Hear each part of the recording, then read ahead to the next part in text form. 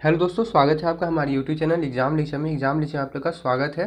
तो दोस्तों, आज हम लोग का हिस्ट्री का ऑब्जेक्टिव क्वेश्चन करने वाले हैं। चैप्टर नंबर 5, हमारा चैप्टर नंबर 5 आज होने वाला है। ठीक है, चैप्टर 1 2 3 4 हो चुका है, 4 तक हम लोग कर चुके हैं हिस्ट्री से। ठीक है, तो वो सब का प्लेलिस्ट बना हुआ है, आप लोग का सभी सब्जेक्ट का प्लेलिस्ट बना हुआ है, तो उसका लिंक मैं आपको डिस्क्रिप्शन में दिया हुआ हूँ, वहाँ से आप लोग जाकर चेक कर सकते हैं। ठीक है, तो आज हम लोग करने वाले हैं चैप्टर नंबर 5, अर्थव्यवस्था और आजीविका। अर्थव्यवस्था और आजीविका आज हम लोग देखने वाले हैं। इससे हम लोग 30 ऑब्जेक्टिव 30 ऑब्जेक्टिव क्वेश्चन करने वाले हैं। लगभग सभी चैप्टर से यही कर दें, और कभी कभी 50 क्वेश्चन भी हम लोग कर लेते हैं किसी किसी चैप्टर्स में। ठीक है, जो इंपॉर्टेंट लगते हैं तो उनसे 50 क्वेश्चन हम लोग कर लेते हैं। ठीक है, तो इसमें हम लोग 30 क्वेश्चन करने वाले हैं। तो हमारे चैप्टर का नाम क्या है? तो अर्थव्यवस्था और आजीविका। ठीक है, अर्थव्यवस्था और आजीविका। ठीक है, तो जल्दी से सेशन को शेयर एक बार कर दीजिए, सभी दोस्तों के पास सेशन को शेयर कर दीजिए। ठीक है, ताकि हम लोग स्टार्ट कर सकें। और डेली लाइव क्लास आप लोग का 8 बजे चलती है। ठीक है, डेली 8 बजे आप लोग का लाइव क्लास चलती है। ठीक है, तो चलिए, 8 बजे डेली आप लोग का लाइव क्लास चलती है। ठीक है, तो चलिए शुरू करते हैं बिना किसी देरी के। और इसका पीडीएफ, आपको पीडीएफ के लिए आप लोग को टेलीग्राम पे ज्वाइन होना पड़ेगा। ज्वाइन हो जाइए, आपको लिंक डिस्क्रिप्शन में मिल जाएगा टेलीग्राम का। एग्जाम लेक्चर नाम भी सर्च कर सकते हैं।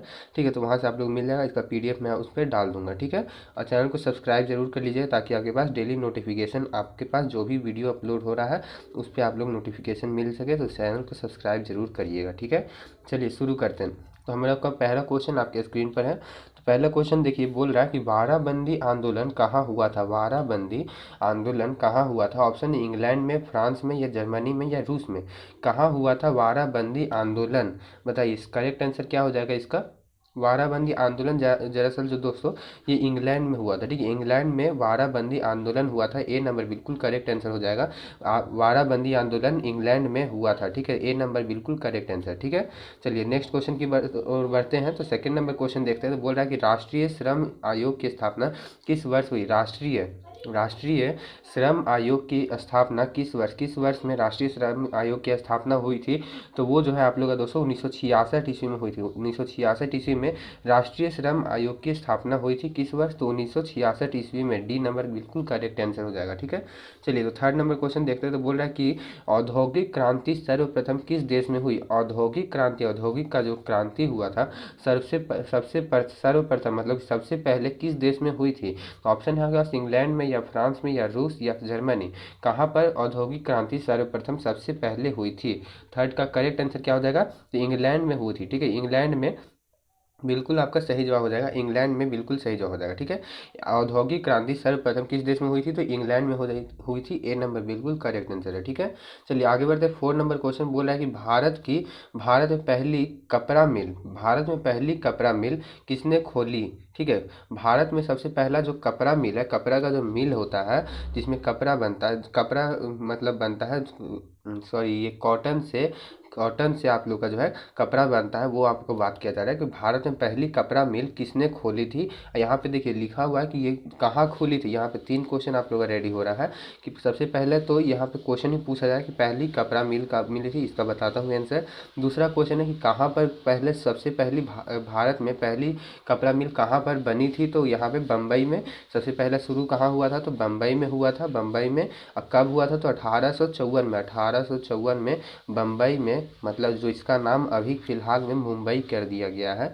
मुंबई में 1854 में, मुंबई में 1854 के टाइम में ये जो है कपड़ा मिल शुरू किया गया था। ठीक है, और किसके द्वारा किया गया था ये आप लोग को बताना है। तो ऑप्शन देख लीजिए एक बार, जमशेदजी जीजी भॉय ने, या जमशेदजी नुसरवान जी टाटा ने, या डिनसवा पेटिट ने, या कावसजी नानाजी दाभार ने। बताइए सही जवाब क्या हो जाएगा करेक्ट आंसर 4 का?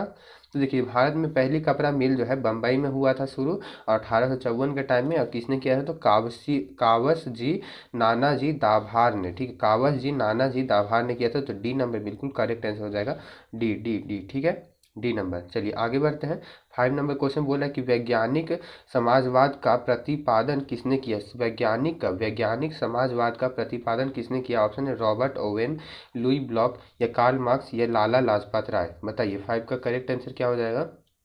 कि वैज्ञानिक समाजवाद का प्रतिपादन किसने किया था, तो वो है कार्ल मार्क्स। कार्ल मार्क्स ने किया था। वैज्ञानिक समाजवाद का प्रतिपादन किसने किया था, तो कार्ल मार्क्स ने किया था। सी नंबर बिल्कुल करेक्ट आंसर है। ठीक है, चलिए आगे बढ़ते हैं। 6 नंबर क्वेश्चन बोल रहा है कि 1917 ईस्वी में भारत में पहली जूट मिल किस शहर में स्थापित हुई थी। बहुत अच्छा क्वेश्चन है। सबसे इंपॉर्टेंट वो वाला क्वेश्चन था जो शुरू में हम बताए थे कि कपड़ा मिल सबसे पहले कहाँ स्टार्ट हुआ था, तो आपका बम्बई में हुआ था। कौन सा टाइम में, तो 1856 में, शायद सॉरी 1854 में हुआ था। ठीक है, किसके द्वारा, तो कावस जी नानाजी दाभार ने। ठीक है, बहुत इंपॉर्टेंट क्वेश्चन, यहाँ से 3 में से कोई तो एक क्वेश्चन पूछ ही देगा। ठीक है, तो हम लोग ये क्वेश्चन कर रहे थे। बोल रहा है कि 1917 ईस्वी में भारत में पहली जूट मिल किस शहर में स्थापित हुई। 6 का करेक्ट आंसर क्या हो जाएगा, 6 का, तो आपका कलकत्ता में ठीक है, कलकत्ता में स्थापित हुई थी 1917 ईस्वी में। भारत में पहली जूट मिल जो है, जूट का मिल आप लोग का कलकत्ता में स्थापित हुई थी। ए नंबर बिल्कुल करेक्ट आंसर हो जाएगा, ए नंबर। ठीक है, चलिए नेक्स्ट क्वेश्चन की ओर बढ़ते हैं हम लोग। 7 नंबर क्वेश्चन बोलता है कि इंग्लैंड में सभी स्त्री एवं पुरुषों को वयस्क मताधिकार का प्राप्त हुआ। इंग्लैंड में सभी स्त्री एवं पुरुष को वयस्क वयस्क मताधिकार, वोट देने का मताधिकार, मतलब कि वोट देने का अधिकार सभी स्त्री और पुरुष को कब प्राप्त हुआ था, इंग्लैंड में कब प्राप्त हुआ था। 7 का, तो 1828 में हुआ था। ठीक है, 1828 ईस्वी में हुआ था। डी नंबर बिल्कुल करेक्ट आंसर हो जाएगा।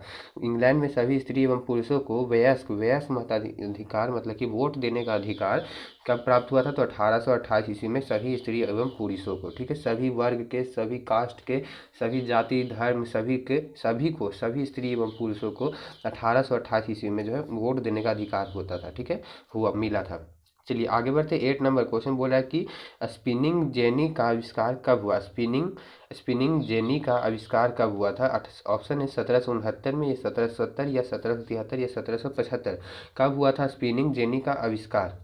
8 का बताइए करेक्ट आंसर क्या हो जाएगा, तो 1770 में हुआ था। ठीक है, बी नंबर बिल्कुल करेक्ट आंसर हो जाएगा। 1770 ईस्वी में स्पिनिंग जेनी का आविष्कार कब हुआ था, तो 1770 में। ठीक है, चलिए नेक्स्ट क्वेश्चन बढ़ते हैं। 9 नंबर बोल रहा है कि भारत की के लिए पहला फैक्ट्री एक्ट कब पारित हुआ। भारत के लिए पहला फैक्ट्री एक्ट कब पारित हुआ था। बहुत इंपॉर्टेंट क्वेश्चन है, इंपॉर्टेंट आप लोगों का ये क्वेश्चन है, एकदम याद रखिएगा कि भारत के लिए पहला फैक्ट्री एक्ट कब पारित हुआ था।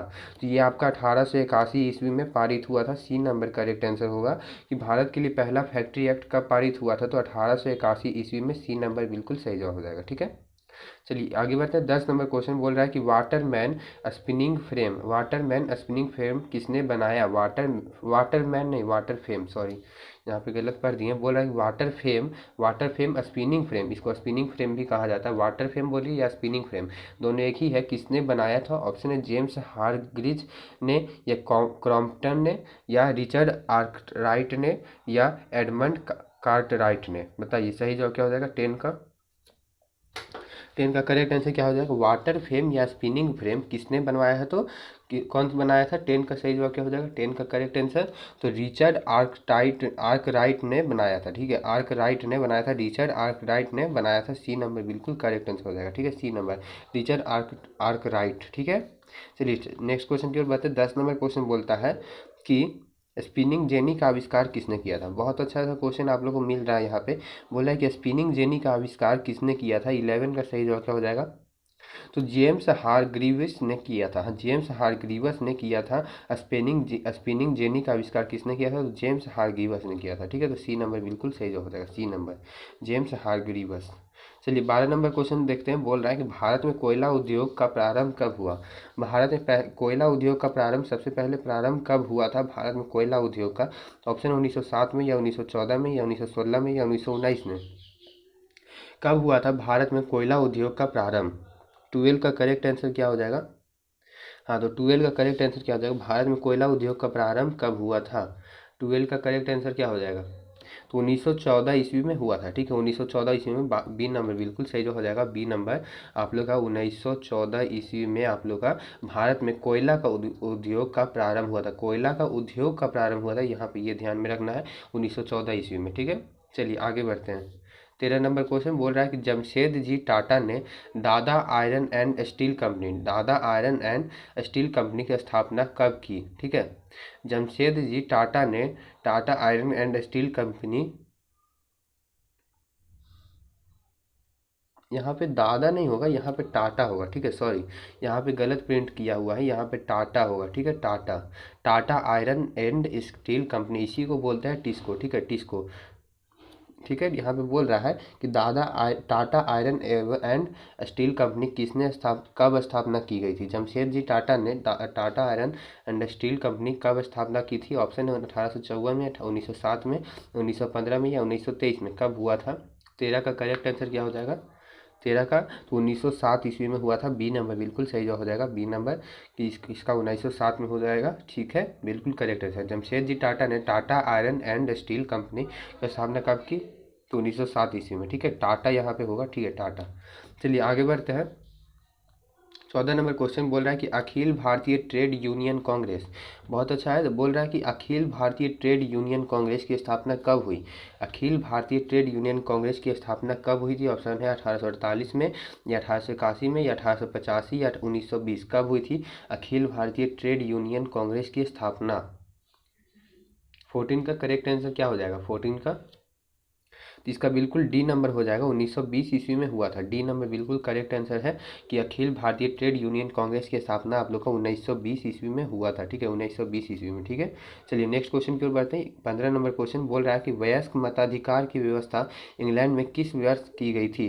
वयस्क मताधिकार की व्यवस्था इंग्लैंड में किस वर्ष की गई थी? इसका आपको आंसर बताया जा चुका है, क्वेश्चन रिपीट किया नहीं है। यहाँ पर क्वेश्चन को जो है अलग टाइप से पूछा गया, दूसरा लैंग्वेज में पूछा गया है। बोला कि वयस्क मताधिकार की व्यवस्था इंग्लैंड में किस वर्ष की गई थी? 15 का करेक्ट आंसर क्या हो जाएगा? तो 1928 में की गई थी। आपको पहले ही बताया जा चुका है कि 1928 में किया गया था। बी नंबर करेक्ट आंसर हो जाएगा। वयस्क मताधिकार की व्यवस्था इंग्लैंड में किस वर्ष की गई थी? तो 1928 ईस्वी में, ठीक है। चलिए नेक्स्ट क्वेश्चन की ओर बढ़ते हैं। 16 नंबर बोला कि भारत में पहली जूट मिल कहाँ स्थापित की गई?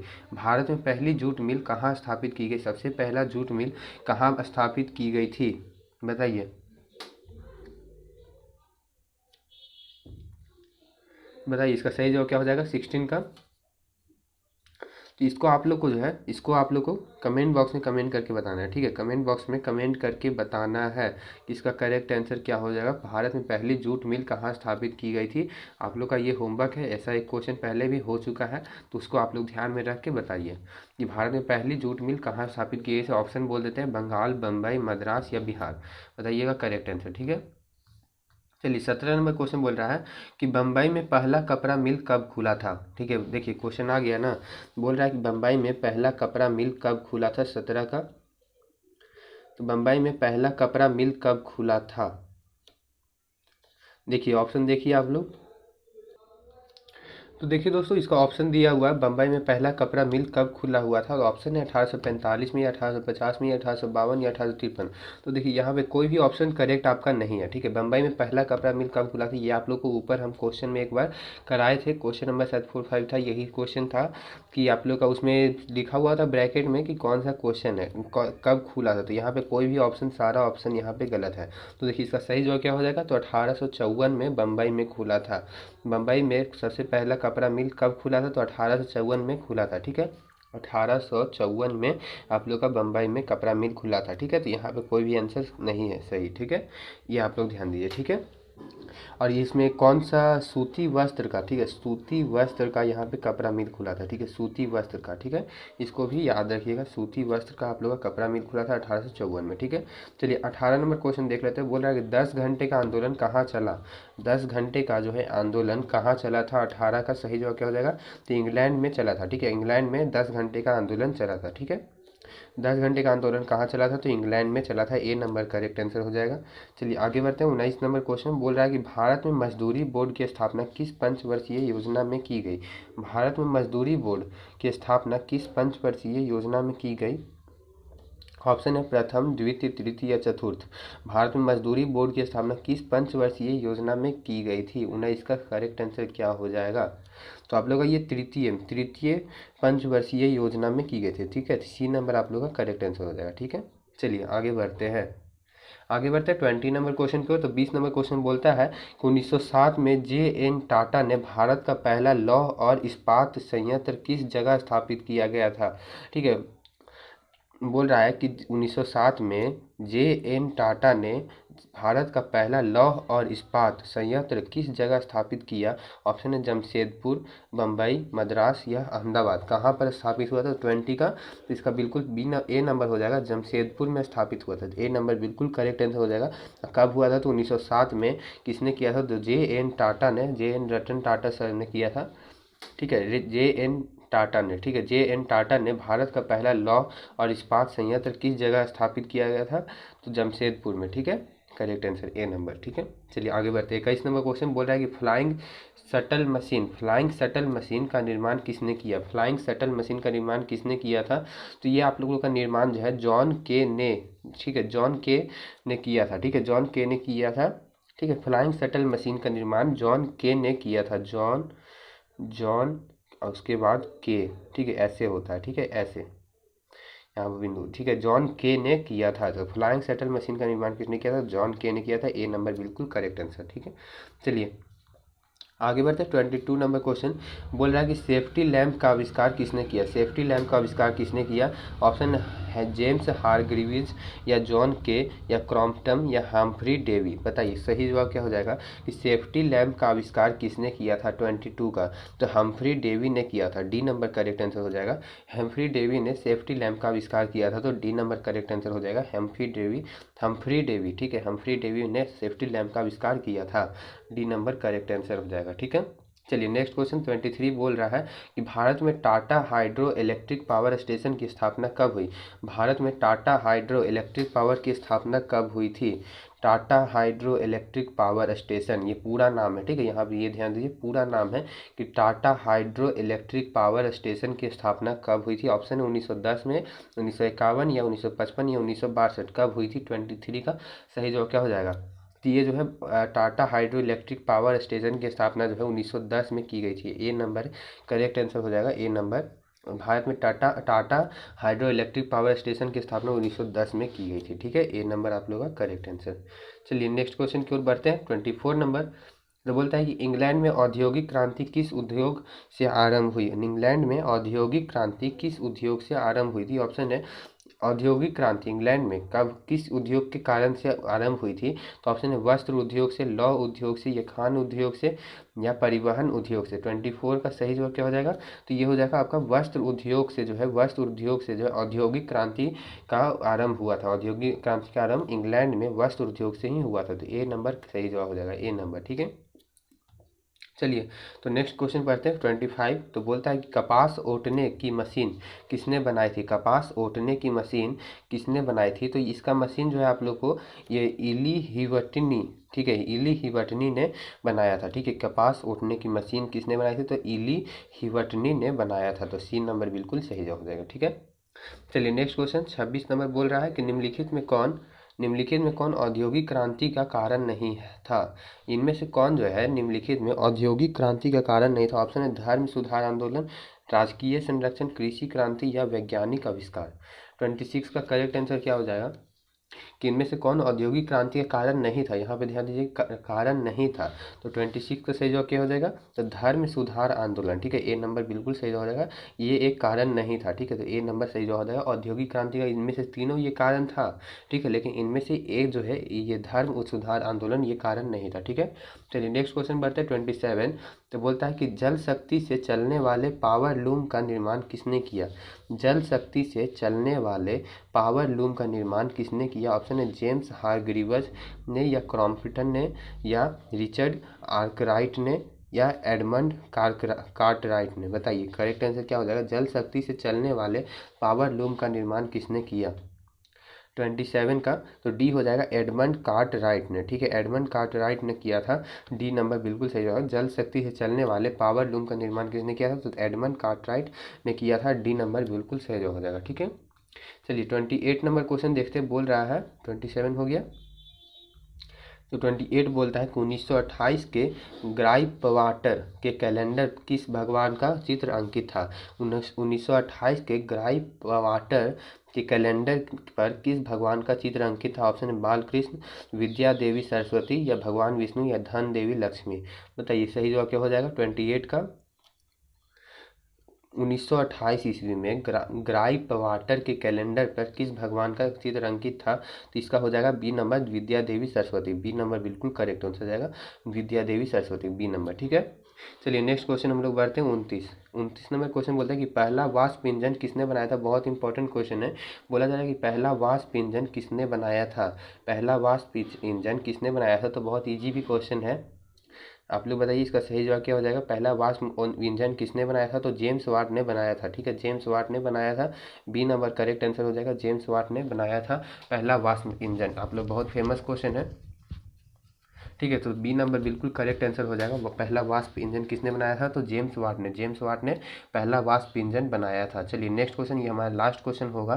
30वां नंबर क्वेश्चन बोल रहा है कि 20वीं शताब्दी में आयातित कपड़ों के मैनचेस्टर के लेवल पर किस प्रकार के चित्र छपे होते थे? ठीक है, 20वीं शताब्दी में आयातित कपड़ों के मैनचेस्टर के लेवल पर किस प्रकार के चित्र छपे होते थे? तो ऑप्शन है भारतीय नेताओं के, महाराजा रंजीत सिंह के, या भारतीय पशु पक्षियों के, या भारतीय देवी देवताओं के। तो 30 का सही जवाब क्या हो जाएगा? 20वीं शताब्दी में आयातित कपड़ों के मैनचेस्टर के लेवल पर किस किस प्रकार के चित्र छपे होते थे? तो महाराजा रंजीत सिंह के चित्र छपे होते थे, बी नंबर सही जवाब देगा, महाराजा रंजीत सिंह के छपे रहते थे। ठीक है, तो बी नंबर बिल्कुल करेक्ट आंसर है। ठीक है, तो आई होप आपको क्लास अच्छा लगा होगा, सब कुछ समझ में आ गया होगा वीडियो में। ठीक है, आप लोग कितना क्वेश्चन सही आप लोग से हो रहा है ये सब आप लोग कमेंट बॉक्स में कमेंट करके बताइए, और क्लास कैसा लग रहा है ये भी आप लोग नीचे कमेंट बॉक्स में बताइएगा। सभी का आपको प्लेलिस्ट मिल जाएगा, एक बार आप लोग डिस्क्रिप्शन में जाकर जरूर देखिएगा, वहाँ पे आप लोग को सभी सब्जेक्ट्स का प्लेलिस्ट, सभी सब्जेक्ट्स का आप लोग को प्लेलिस्ट मिल जाएगा, वहाँ से जाके आप लोग वीडियो देख सकते हैं, सभी अपलोड किए हुए हैं। ठीक है, और आपको पीडीएफ के लिए टेलीग्राम पे आप लोग ज्वाइन हो जाइए, लिंक नीचे है टेलीग्राम का। ठीक है, और सर्च भी कर सकते हैं एग्जाम लेक्चर करके। ठीक है, और सभी दोस्तों के पास अपना शेयर करिएगा ज़रूर। ठीक है, चलिए मिलते हैं नेक्स्ट क्लास में, बाय, जय हिंद।